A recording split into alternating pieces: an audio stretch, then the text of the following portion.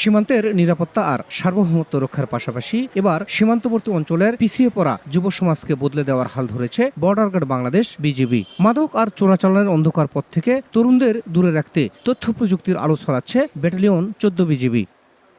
জয়পুরহাটের পাঁচবি উপজেলার প্রত্যন্ত এলাকা চকবরকত ইউনিয়নের বাসিন্দা দুই বোন উম্মেহানি ও মাহি জান্নাত কখনো চিন্তাই করেনি তারা কম্পিউটার তথা ফ্রিল্যান্সিং শিখবে। তবে বর্ডার গার্ড বাংলাদেশ বিজিবির সদস্যরা তাদের সেই স্বপ্ন পূরণ করেছে।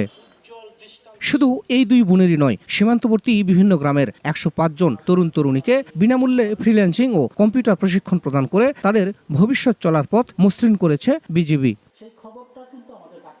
জানা যায়, জয়পুরহাটের কোরিয়া এবং ভুটিয়াপাড়া বিউপির অধীনে পরিচালিত হচ্ছে সীমান্ত ফ্রিল্যান্সিং অ্যান্ড কম্পিউটার প্রশিক্ষণ সেন্টার। 2024 সালের আগস্টে যাত্রা শুরু করার পর থেকে এ পর্যন্ত সফলভাবে প্রশিক্ষণ শেষ করেছেন 105 জন শিক্ষিত বেকার তরুণ তরুণী। বিনামূল্যে প্রশিক্ষণ পেয়ে দারুণ উচ্ছ্বসিত তারা। কলেজে পড়ার পাশাপাশি বিজিবি আমাদেরকে একটা কম্পিউটার শেখার সুযোগ করে দিয়েছে। সেখানে আমাদেরকে ফ্রিতে কম্পিউটার শেখানো হচ্ছে এবং তার পাশাপাশি ফ্রিল্যান্সিং শেখানো হচ্ছে। 6 মাস কষ্টের পর আজকে আমরা সার্টিফিকেট পাবো। অনেক ভালো লাগছে আমার। আমি আশা করি আমি স্বাবলম্বী হব। এই দুই কেন্দ্রের সফল শিক্ষার্থীদের মাঝে বুধবার জমকালো আয়োজনে বিতরণ করা হয় সনদপত্র।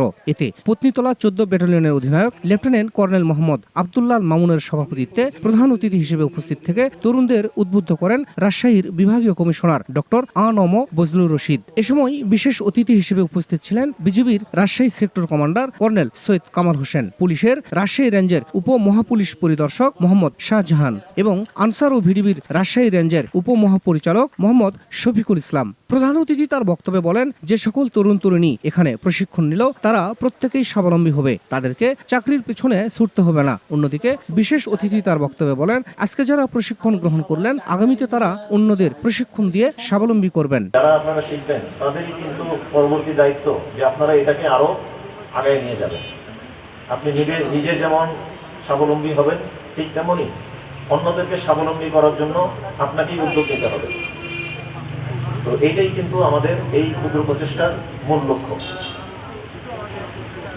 তো আশা করি যারা প্রশিক্ষণার্থী আছেন এবং তাদের অভিভাবকবৃন্দ আছেন এবং এখানকার জনগণ আছেন, আপনারা সকল দিক দিয়ে যারা এই ধরনের কাজে উদ্বুদ্ধ হয়ে এগিয়ে আসতে চাচ্ছে তাদেরকে সহায়তা করবেন। আমাদের এই যুব সমাজ যারা এখানে ফ্রিল্যান্সিং এবং কম্পিউটার প্রশিক্ষণ নিয়েছে, আমরা মনে করছি যে তারা নিজেরা স্বাবলম্বী হবে।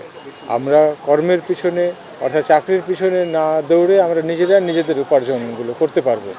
এখানে আমি দেখেছি এবং আপনারাও দেখেছেন এখানে প্রত্যেকেই বেশ ইয়াং এবং এনার্জেটিক।